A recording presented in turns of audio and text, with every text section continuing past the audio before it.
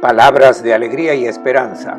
Es el octavo domingo del tiempo ordinario del año C, la lectura de Lucas 6, 39, 45. El comentario es del Padre Fernando Armelini. Un buen domingo para todos. Este es el tercer domingo en el que la liturgia nos hace escuchar el discurso inaugural de Jesús. Discurso que comenzó con un elogio que Jesús dirigió a sus discípulos que le habían seguido y les dijo: son felices, bienaventurados porque se hicieron pobres, han renunciado a guardar los bienes para ustedes mismos y se los han dado a sus hermanos que estaban necesitados. Han asegurado la vida, son felices. Luego fue más allá y mostró por dónde debe ir este amor, esta disposición a servir al hermano, y dijo: hagan el bien a los que los odian, bendigan a los que los maldicen. Si alguien te roba tu capa y un día ves que tiene frío y está necesitado, te quitas el abrigo y se lo das. Esto es lo más grande del amor, más allá del cual no es posible ir. Quien llega a amar de esta manera es una persona cabal. Y Jesús también ha dicho cuál será la recompensa para los que se dejen involucrar en este amor, y dice: el Altísimo los reconocerá como sus hijos, se parecerán a Él, porque el Padre del cielo ama incondicionalmente y es benévolo con los ingratos y los malvados. Cuando llegas a amar al enemigo, te pareces al Padre del cielo. Aquí está el nuevo rostro de Dios, que ya no es más el de los fariseos, el legislador, el Dios legislador que se quedaba escudriñando a sus súbditos y luego tomaba nota de las buenas obras y de las transgresiones para luego premiar o castigar de forma justa. Basta con este Dios. El Dios del que ya hablaban las Escrituras es el Dios misericordioso. En hebreo, Rajú, que deriva de regen, que es el seno materno. Es el amor visceral, y sería mejor decir el amor uterino, como el de una madre. Es el amor supremo. Esta es la imagen que fue tomada de las Escrituras por Dios para describirlo. Es una imagen pobre, por supuesto, porque el amor de Dios va infinitamente más allá del amor de una madre. Aquí está entonces la invitación de Jesús, que es el ápice de este discurso. Conviértanse también ustedes en misericordiosos como es misericordioso su Padre Celestial.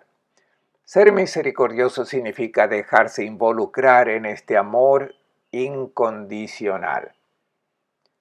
Somos conscientes e incluso orgullosos de ser los poseedores de esta sublime propuesta de vida.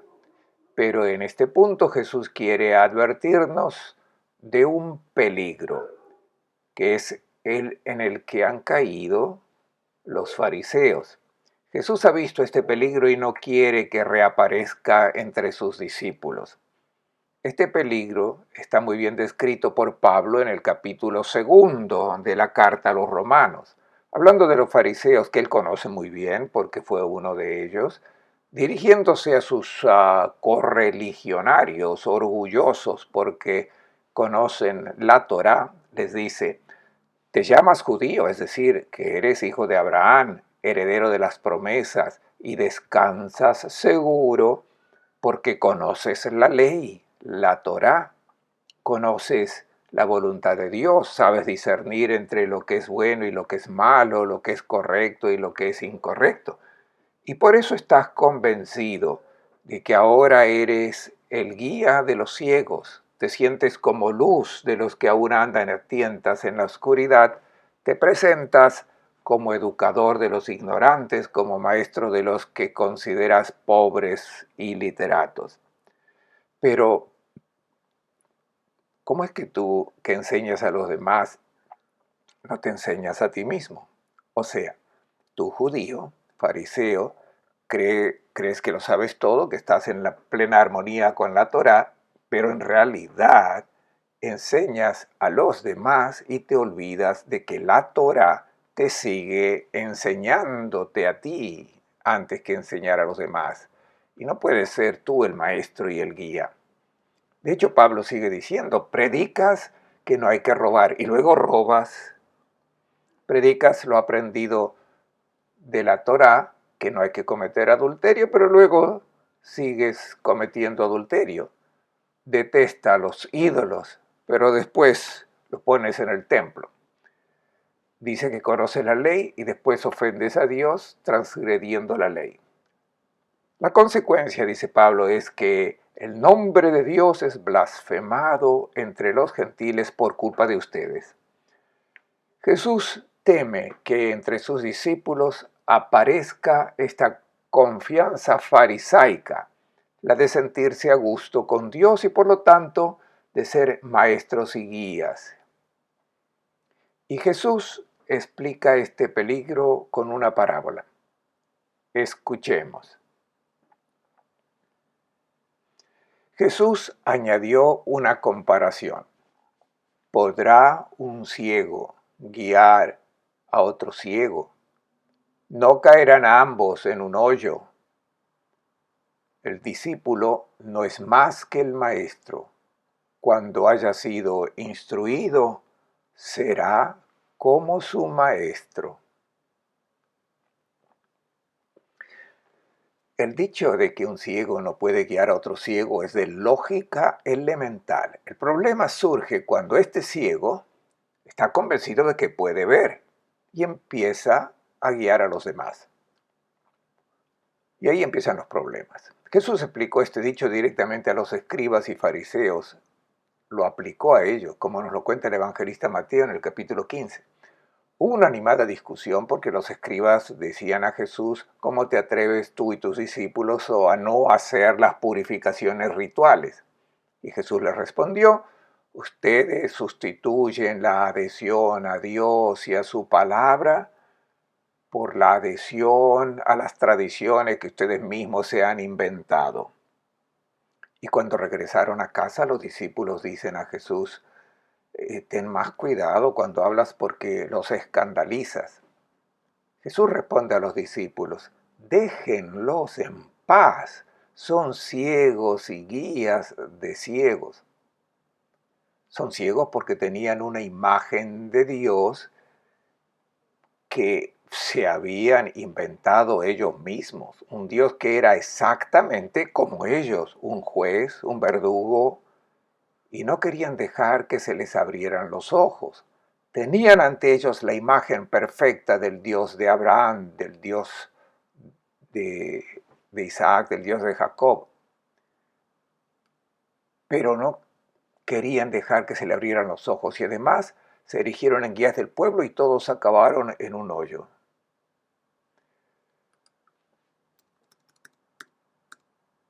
El mismo juicio muy severo lo encontramos en los labios de Jesús después de la curación del ciego de nacimiento en el capítulo 9, según San Juan. Jesús dice, vine a este mundo para que los que no ven reconozcan que son ciegos y abran sus ojos, pero los que están convencidos de que ven, permanezcan ciegos.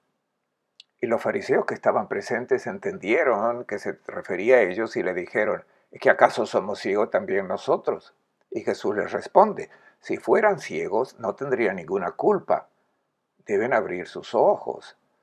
Pero en cambio dicen que ven, entonces su ceguera permanece porque están convencidos de ver.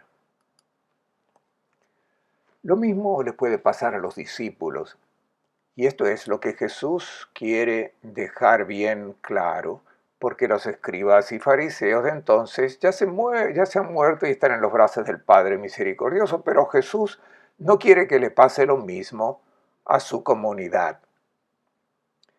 Los discípulos, ya en la iglesia primitiva, se llamaban entre ellos los iluminados. En el bautismo se les abrieron los ojos El Evangelio, Cristo, los iluminó.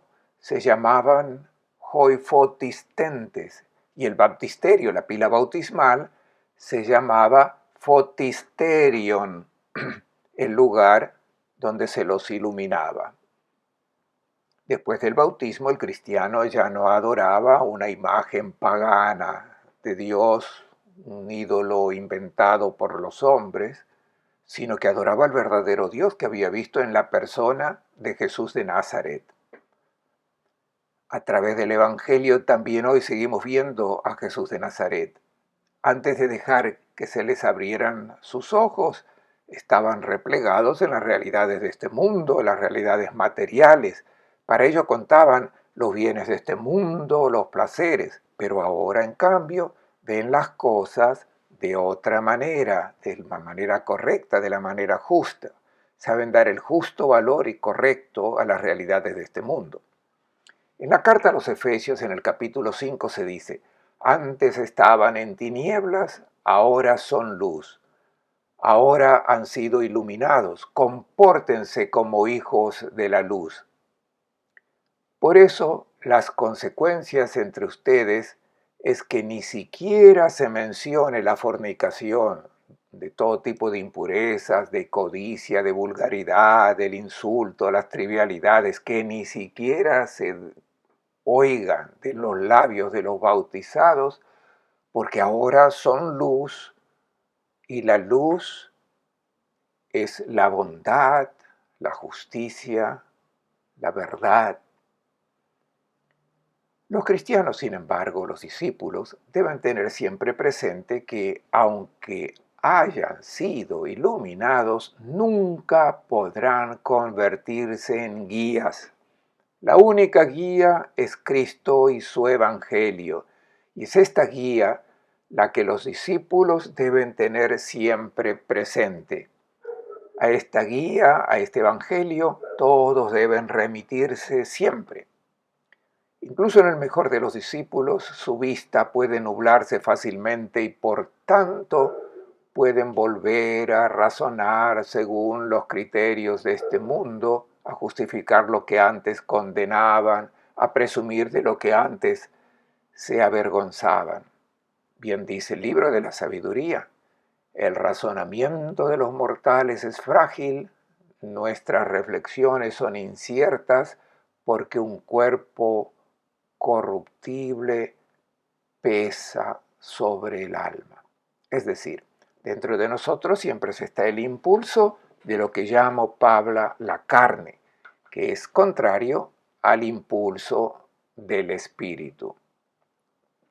Por eso, ni siquiera el que ha sido iluminado puede guiar a los demás, porque es débil y frágil, y el único guía es siempre Cristo y su palabra. El segundo peligro que corre el discípulo es el de sentirse el maestro. El discípulo no es ni guía ni maestro. De hecho, Jesús prohibió todos estos títulos. No pueden llamarse a alguien padre, maestro o guía, porque si le das estos títulos, entonces empiezas a creer en ellos y te vuelves como los fariseos y escribas. El maestro es uno solo, el guía es Cristo, y Él debe ir por delante y nosotros debemos seguir sus pasos.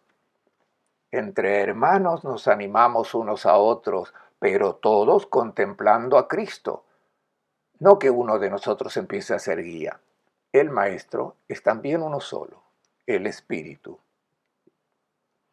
Jesús nos lo dijo en la última cena, en el capítulo 15 y 16 del Evangelio de Juan.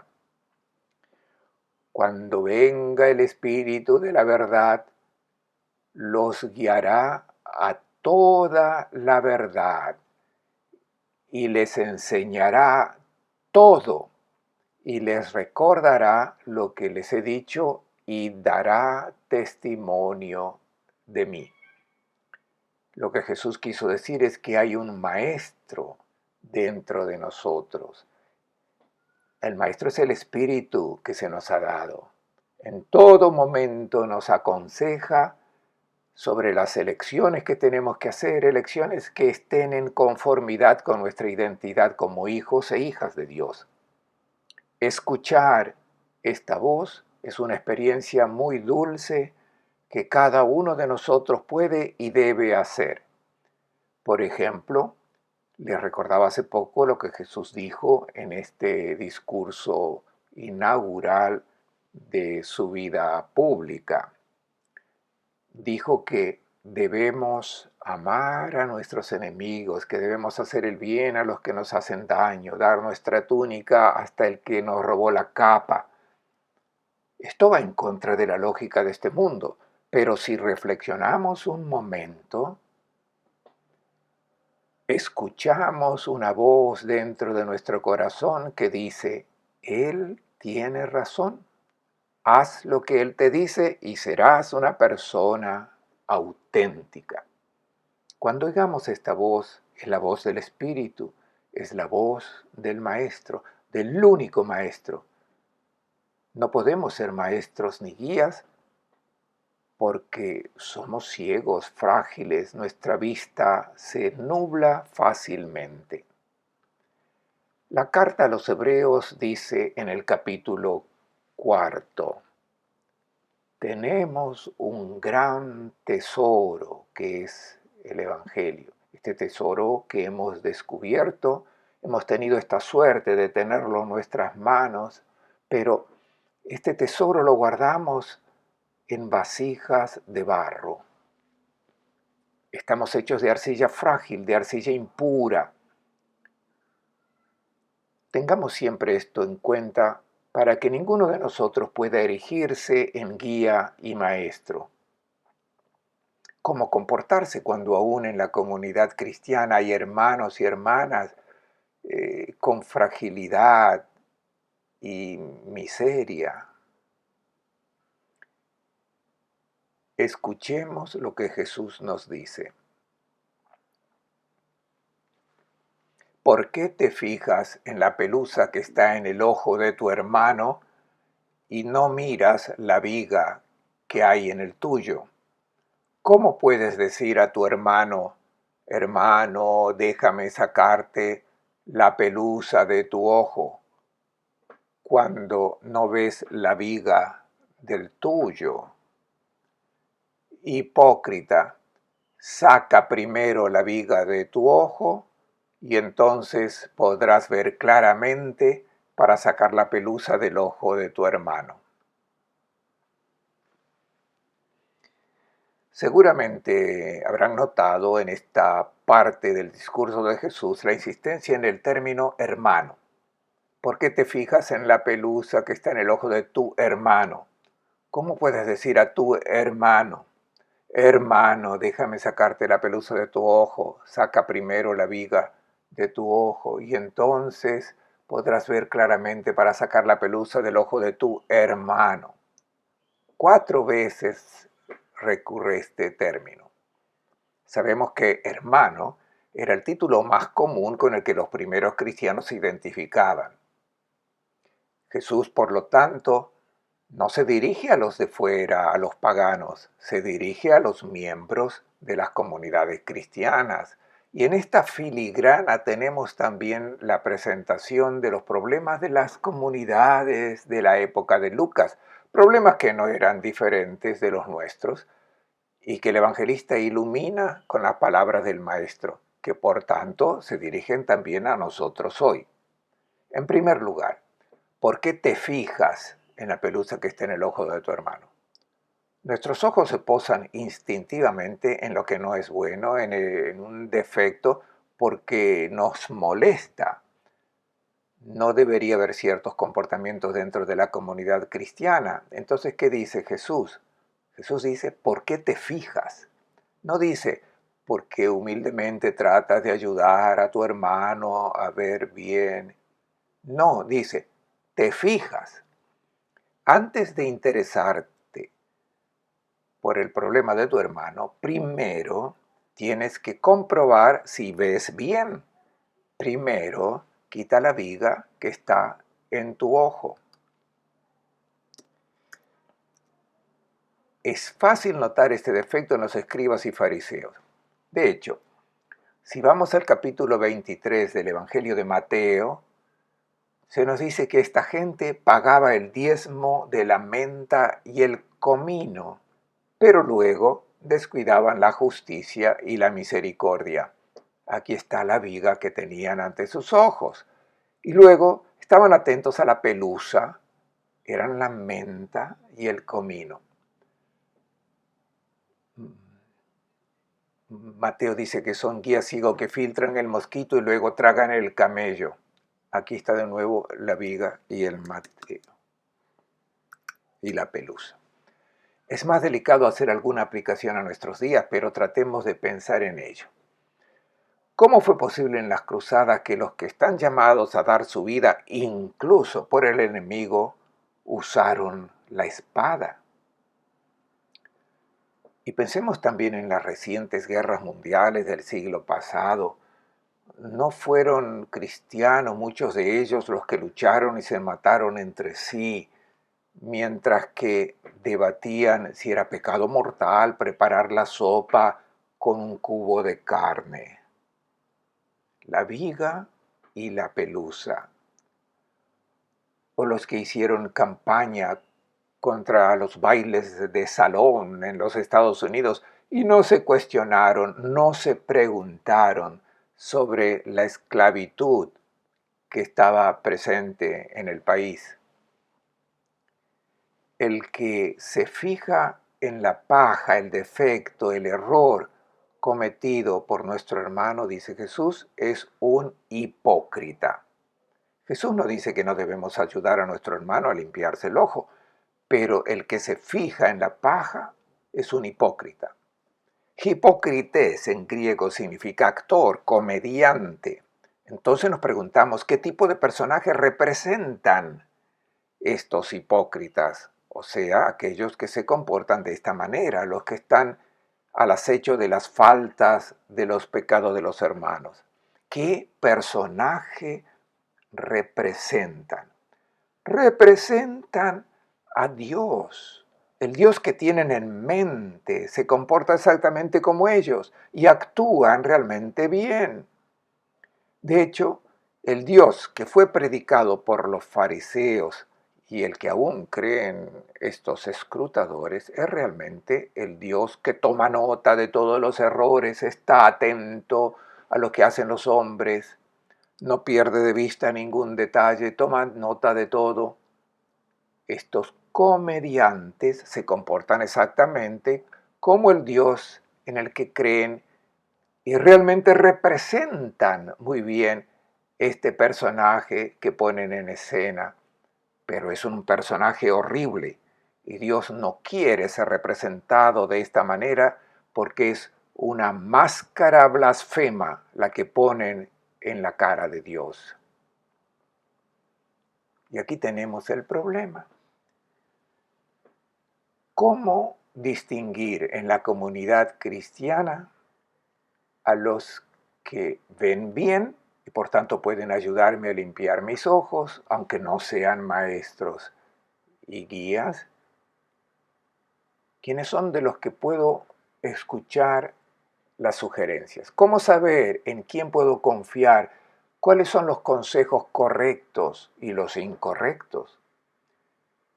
Con las dos últimas imágenes del Evangelio de hoy, Jesús ofrece los criterios para discernir entre quien sigue al Maestro y escucha la voz del Espíritu y quien en cambio no sigue al Maestro y escucha en cambio a la carne y no al Espíritu. Jesús nos ofrece ahora los criterios de discernimiento. Escuchemos. No hay árbol sano que dé fruto podrido, ni árbol podrido que dé fruto sano. Cada árbol se reconoce por sus frutos.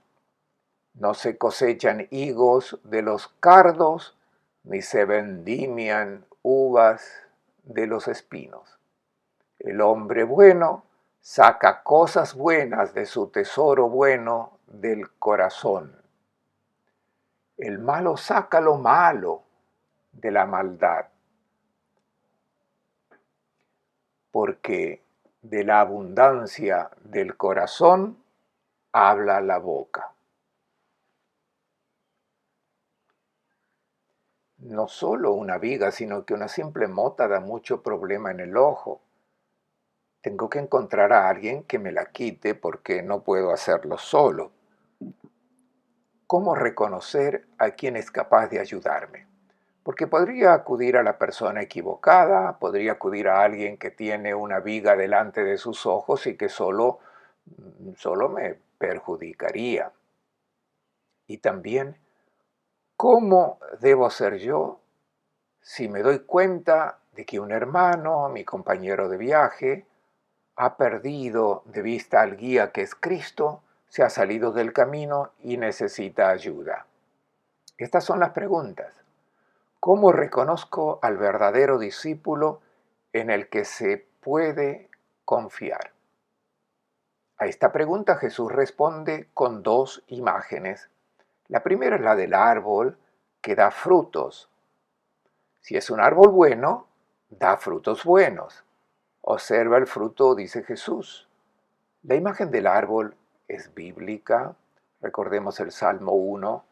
El hombre justo es como un árbol plantado junto a las corrientes de agua, da frutos en su temporada, sus hojas no se marchitan, precisamente porque hunde sus raíces junto a las corrientes de agua. Jesús dice que te puedes confiar en el que hunde sus raíces junto al agua viva de la palabra de Dios. No puedes esperar hermosos frutos, hermosos mensajes de aquellos que no se refieren al Evangelio, sino a su propio razonamiento según los criterios de este mundo o a las pseudo revelaciones. También dice cuáles son los frutos que debes ver.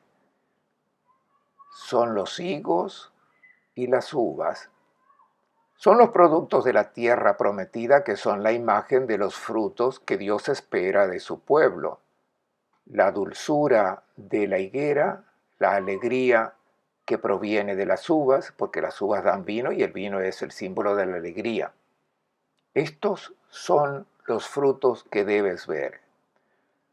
Si te acercas a tu hermano y sus palabras te infunden alegría, esperanza, te hace experimentar el amor y la misericordia del Padre, has encontrado a la persona adecuada que te puede ayudar.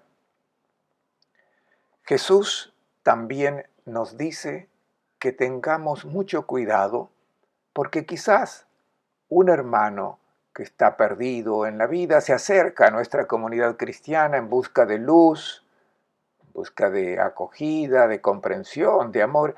Y Jesús nos pide que estemos atentos, que este hermano no encuentre espinas, que no se sienta herido, juzgado, condenado, sino que solo encuentre buenos frutos, dulzura, amor. La segunda imagen es la del tesoro que se guarda en el cofre del corazón. Jesús pide que se compruebe lo que hay en el corazón de tu hermano. Y es fácil saber, porque las palabras de su boca lo revelan. La boca, de hecho, habla desde la plenitud de su corazón. Si uno habla solo de dinero, de negocios, de deportes, de chismes, significa que su corazón está lleno de esas cosas. El budista hablará según los criterios del budismo. El musulmán razonará como musulmán y el pagano razonará como pagano. No puedes esperar que hablen según el criterio del Evangelio. Pero el verdadero cristiano se le reconoce no solo por sus obras, sino también por su forma de hablar. Enseguida te das cuenta si sus palabras proceden de un corazón rebosante de evangelio, porque juzga según el evangelio, da consejos referidos al evangelio, sugiere opciones evangélicas valientes, desafiantes, heroicas y sobre todo, de sus labios solo salen palabras de amor porque su corazón está lleno de misericordia como el de su Padre del cielo. Les deseo a todos un buen domingo y una buena semana.